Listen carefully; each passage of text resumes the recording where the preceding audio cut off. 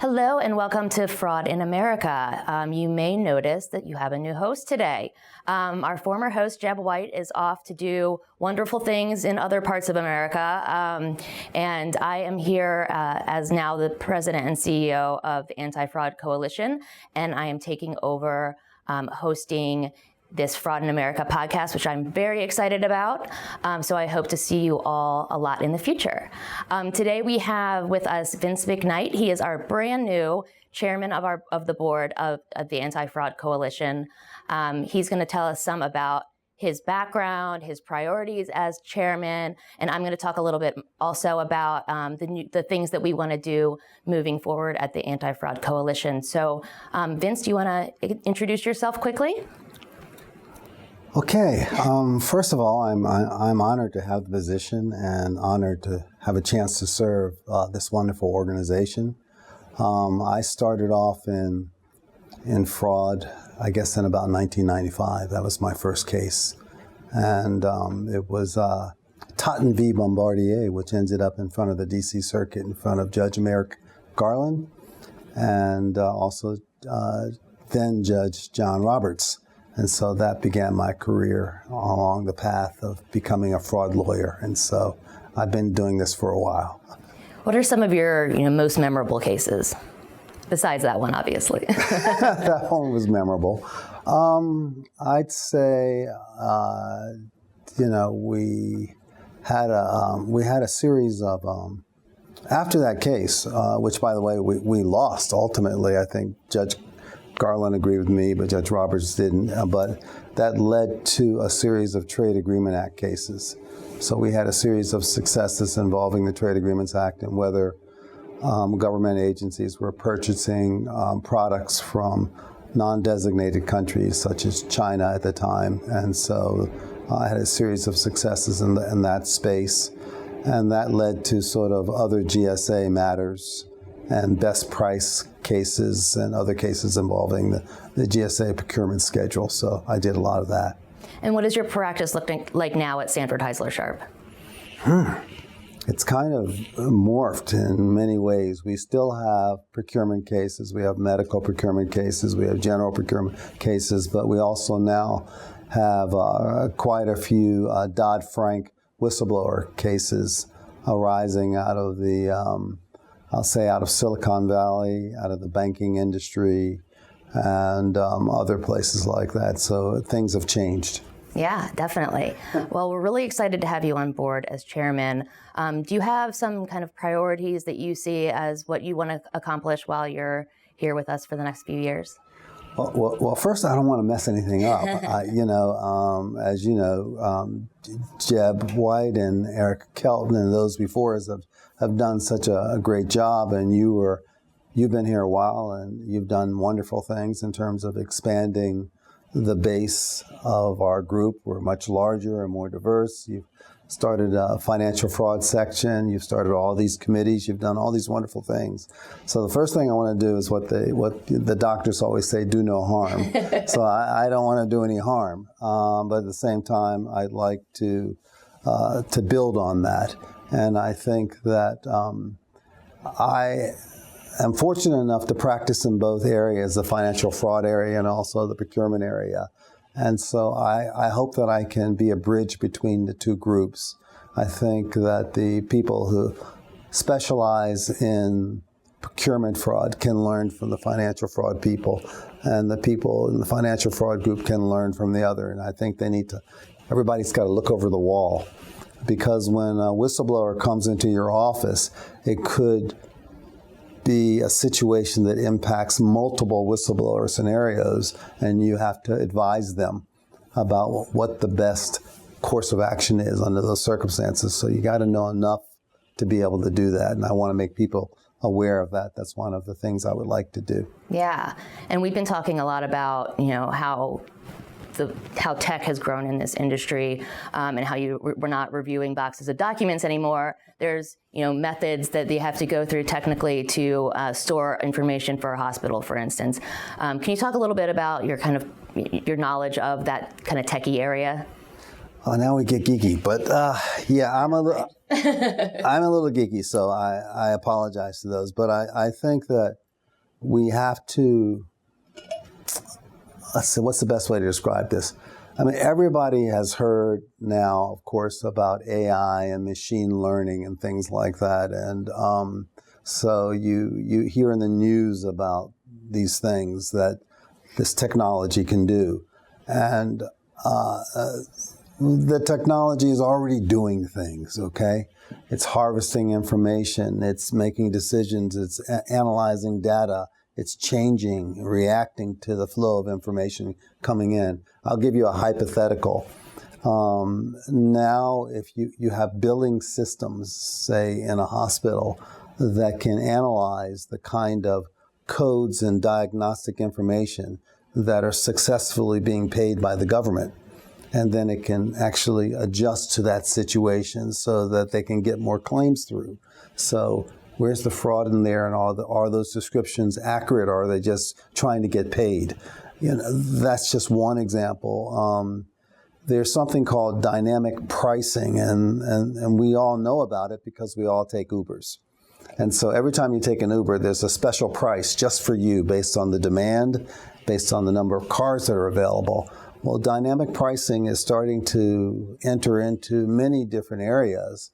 And so that allows a type of software where you can adjust the price on the fly. And if you can adjust the price on the fly, then you can cheat somebody on the fly. So the capacity is there.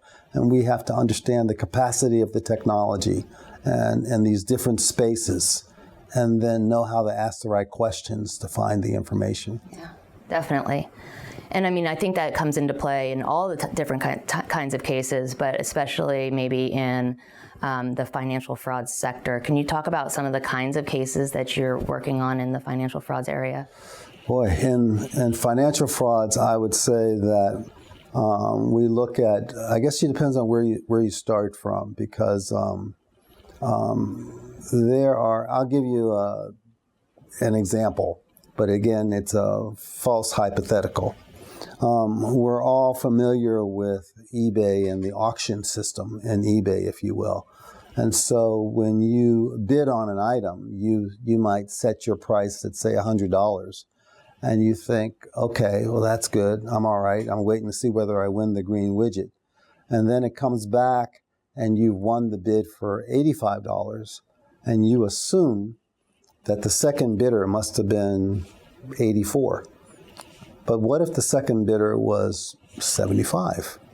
And eBay kept the spread. And this is not a true example. I'm just telling you that there's software and machine learning available that can identify the spread and take the spread. Mm-hmm. And you'd be perfectly happy to pay the 85 because you had a reserve price of 100.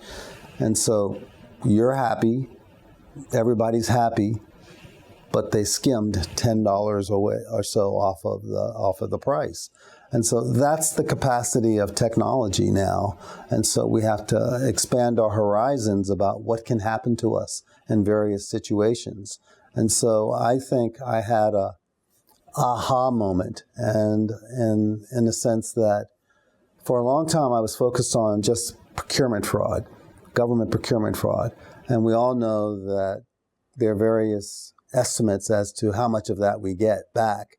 And the estimates are kind of grim, that we're only getting back about 4 or 5% of government procurement fraud.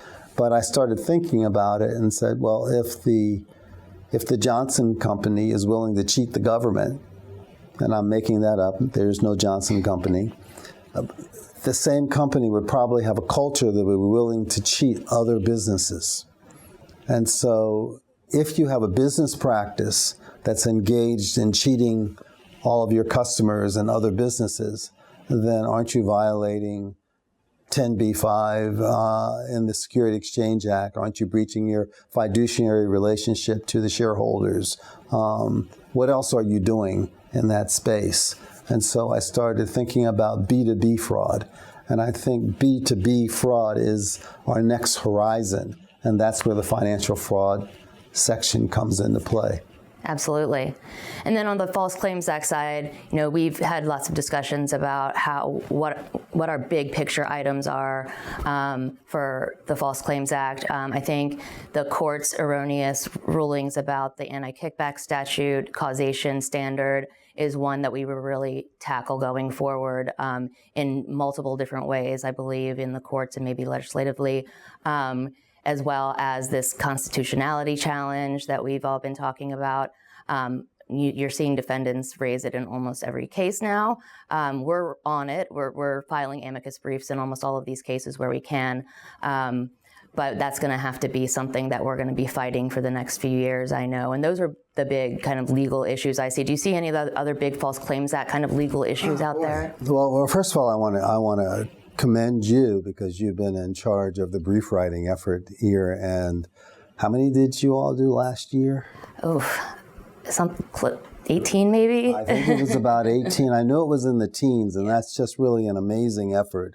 And you're to be commended for doing that. It's just mind-boggling that you could crank out that many amazing briefs in support of the False Claims Act and whistleblowers over the course of one calendar year. It's just incredible. I have very good amicus committee people that are helping me out with that effort. So, but it's still a great effort, and I think that. On that front, you look at the False Claims Act as the granddaddy or grandmama, however you want to look at it, of all fraud statutes. And so we have to start there by protecting that and protecting the whistleblowers who come forward under that. And you think about, I always tell people, and I don't have anything to back this up other than what I've seen, that if we could capture all the fraud, waste, and abuse that the government is the victim of, we could probably eliminate most of the deficit. Right. And so we'd have plenty of money around for everybody's pet project.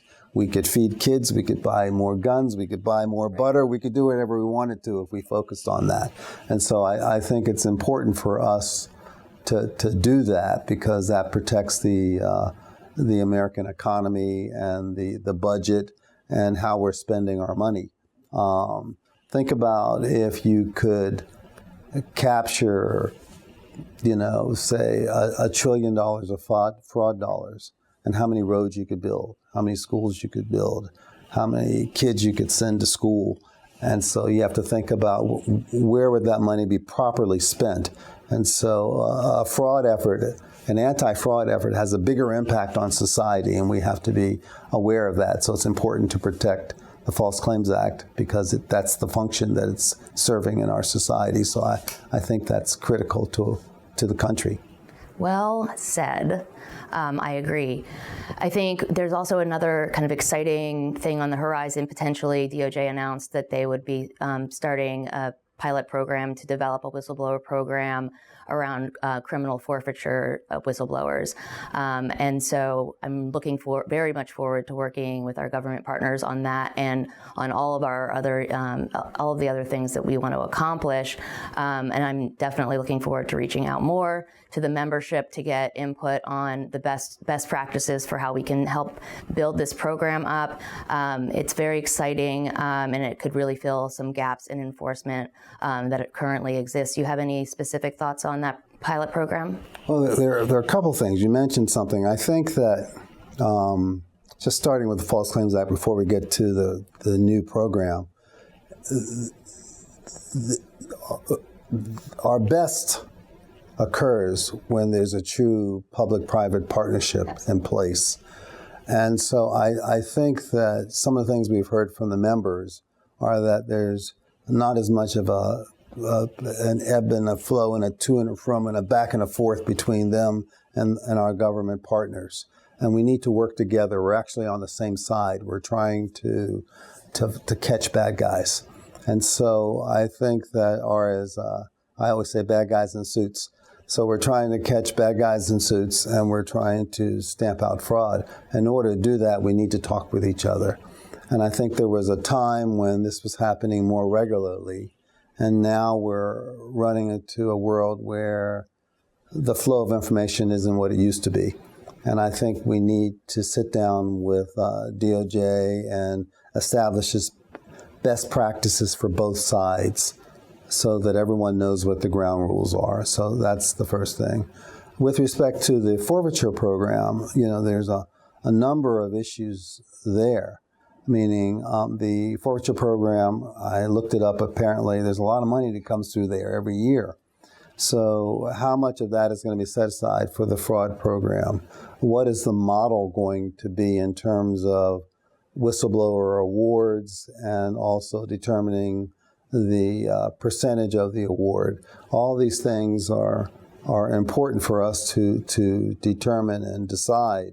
For example, under the False Claims Act, in general, after the government receives its money, DOJ disperses anywhere from 8 to 12 weeks thereafter, after the government gets its money.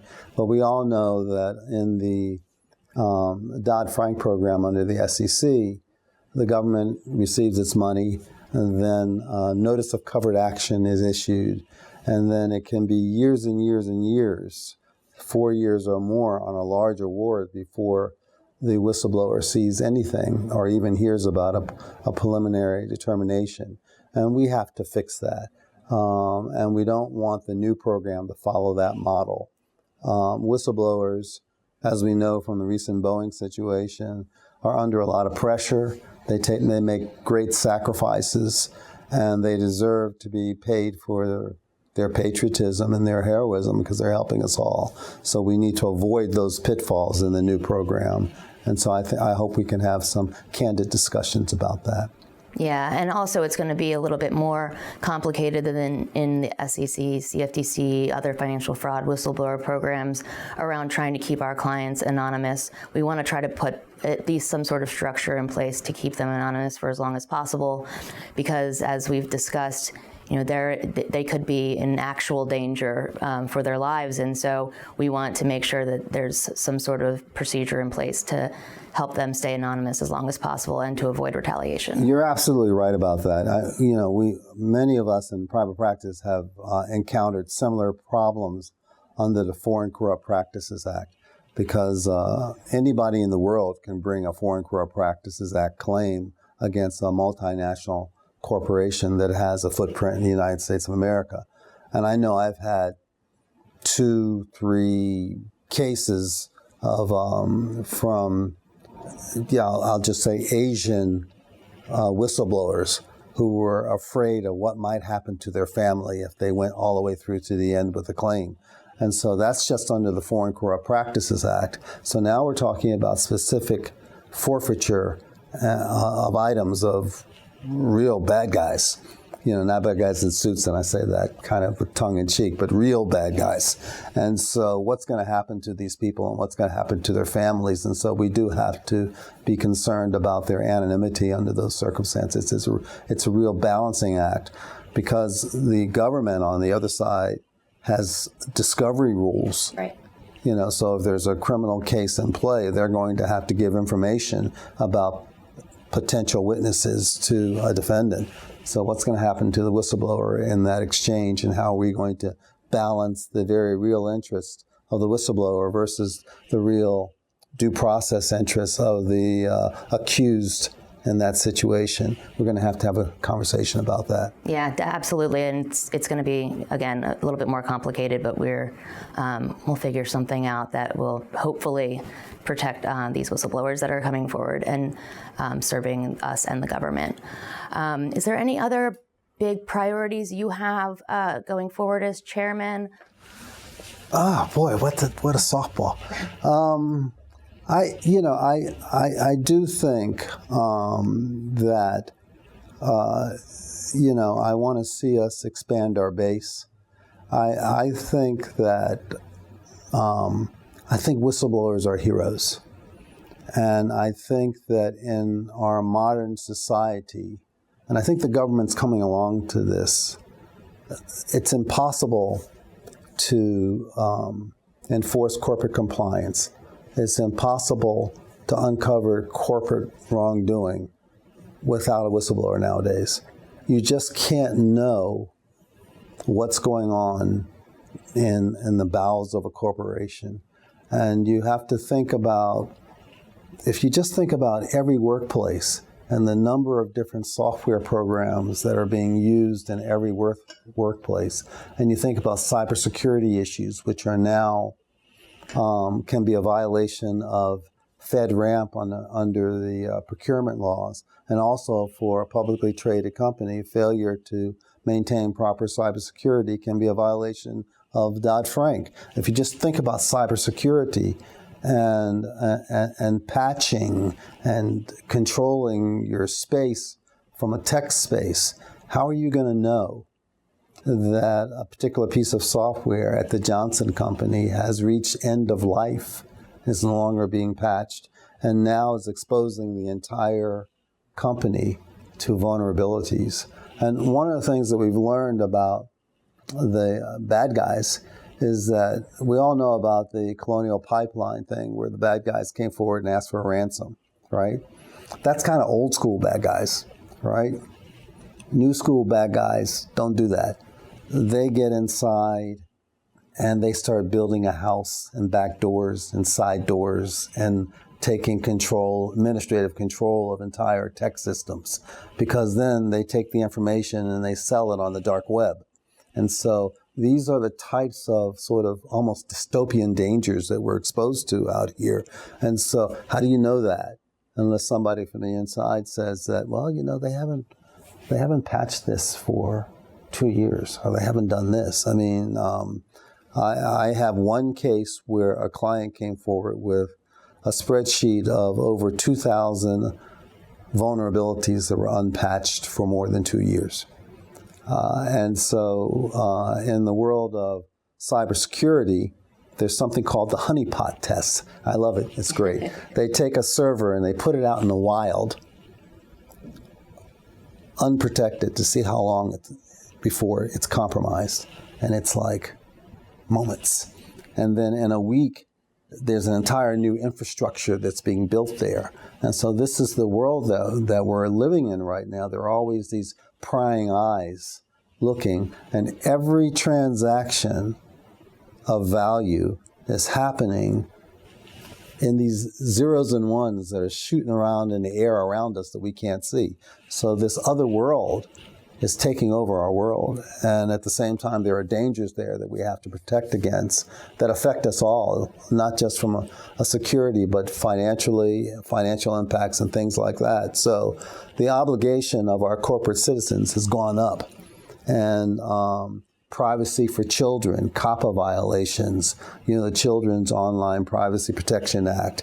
You know, what's happening when a 13-year-old goes online to look at a YouTube video, and is that kid being tagged? And is that tag then traveling all around the internet in order to create a profile on that child? You know, the answer is yes. So what are we doing about that? And so Maryland just introduced a law yesterday about that, and California already has a law about that. And you saw that Congress is now considering banning TikTok because of the fact that ByteDance owns TikTok, and they're concerned about whether the flow of information of over 100 million Americans is flowing right into the Chinese Communist Party. We have new issues that only whistleblowers can help to solve. And so I think that's important, and I think we need more whistleblowers, and we need more whistleblower attorneys who can help bring this information out in order to protect all of us. And so I'd like to see our base expand dramatically in order to deputize, if you will, the ordinary American citizens and lawyers to take on this work. It's too big a job for the government to do by itself. We've got to get bigger in order to meet the challenges of the future. Absolutely, and that's what all these programs contemplate, right, is the government doesn't have the resources to do this on its own.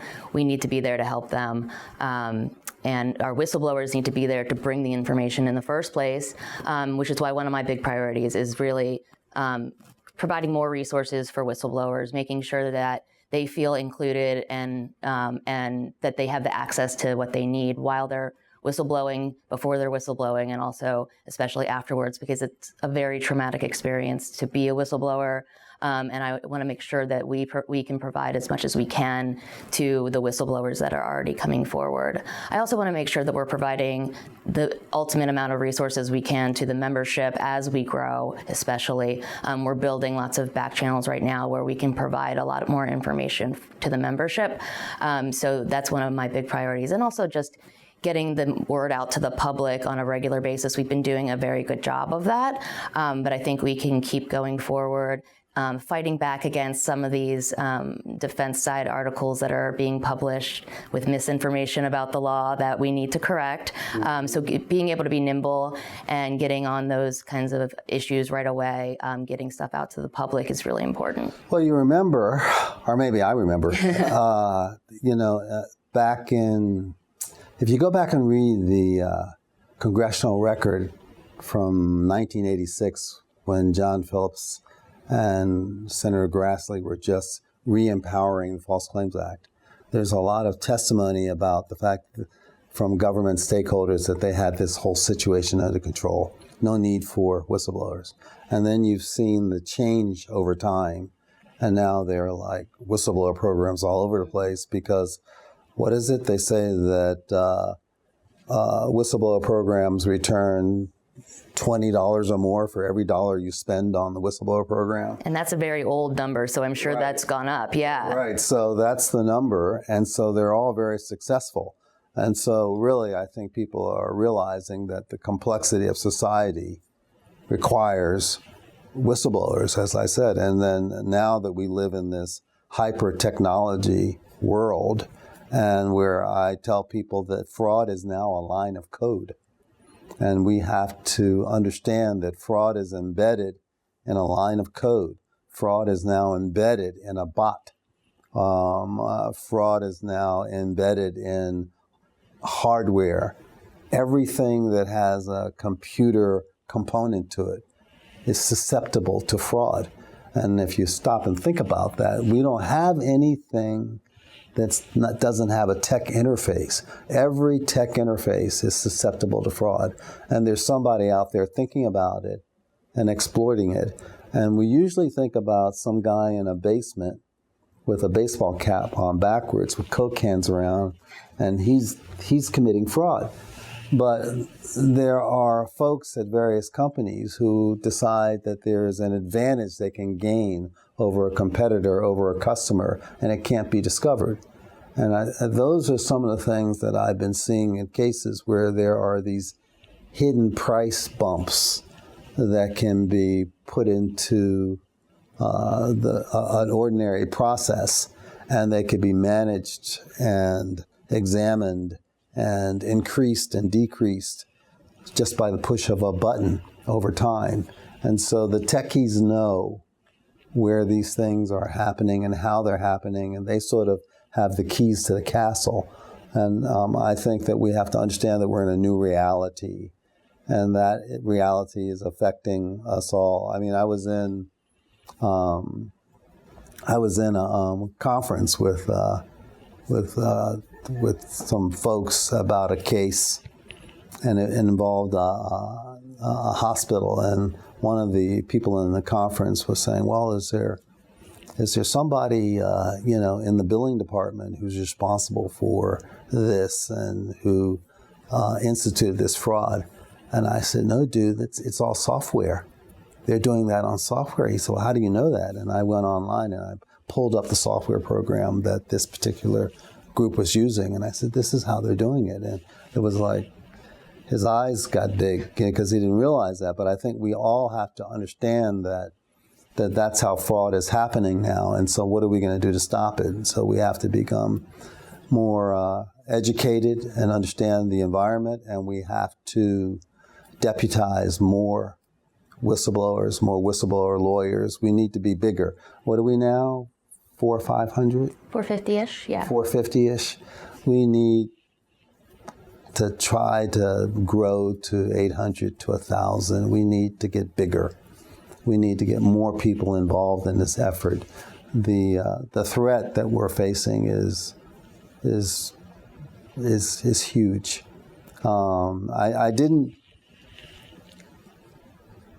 I think the last couple of years, maybe from the pandemic on, I started realizing how fast it's happening. You know, I can tell you a quick story. It's probably kind of silly in a way, but my father-in-law lived with us for a long time. He was like 97, and I remember I came home early from work, and he said, Vince, you're home early today. You know, he was born in like 1909. And I said, well, you know, he said, you got off work early. And I said, well, no, not really. And I showed him my cell phone and the fact that I was checking emails. And the look on his face was like something off of a science fiction. And I never forgot the look on his face. And I remember wondering, when was I going to get that look on my face? When you realize that you were in this future where things are happening that you hadn't imagined. And that happened to me over the last couple of years as I was reviewing facts about certain cases and how far-reaching the technology is and how sophisticated the technology that's in play around us in terms of what can happen there. And so now I think we're already there. So I would like to, stand on a hill and go, help. Come on, help. Come on in here and help us. We all need this. And it's not just, okay, the whistleblower is going to get paid and they're going to get a certain amount of money. It's for the protection of our entire society and way of life. It really is serious. It's this whole technology is the new nuclear weapon. The right group of hackers can cause a lot of trouble, and they can steal. And think about Bitcoin and the way money travels now, and think about where we are, and then think about fraud. So we're really on the edge of protecting our way of life. And I think people have to understand that. That's what we're trying to do. And we need to get more people helping us in this regard. So that's how I look at it. We got to get bigger. And as we bring those new people in, it's our job then to educate them about the law and about how this law works and how all these whistleblower programs work, because, newer people to this practice are going to need to study what we're doing so that we can really make them understand how these programs work and what the law is. And they're complicated. It's complicated stuff. The schemes are complicated. And so we have to be able to have members that can know when they're seeing something and either, consult with us or consult with a member that knows a lot about that's in the membership. That's why it's so important that we exist, is because we are a network of whistleblower lawyers all moving in the same direction.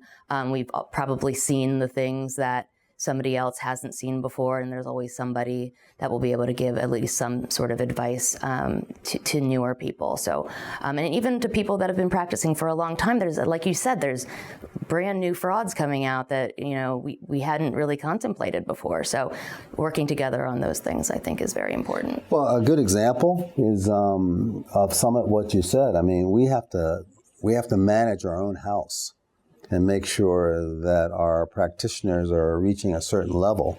One of the things that happened over to our friends at the SEC under the Dodd-Frank whistleblower program is that there's a group of people out there that just started filing TCRs every week, just the Johnson Company would have a TCR. Again, there's no Johnson Company.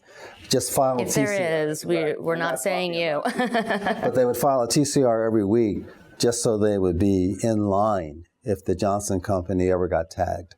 And so they changed the regulations to allow the SEC to kick out some of those serial whistleblowers. So there were people just trying to profit off of it as opposed to really help the program and move the ball forward. And part of the delays that they're experiencing in some of these programs is people just flooding with bad claims. And so I think that maybe if we can train people and educate people, that the quality of the claims, the quality of the tips, the quality of the program goes up. Because one of the things that we do for the government, and I hope the government appreciates this, is we vet claims.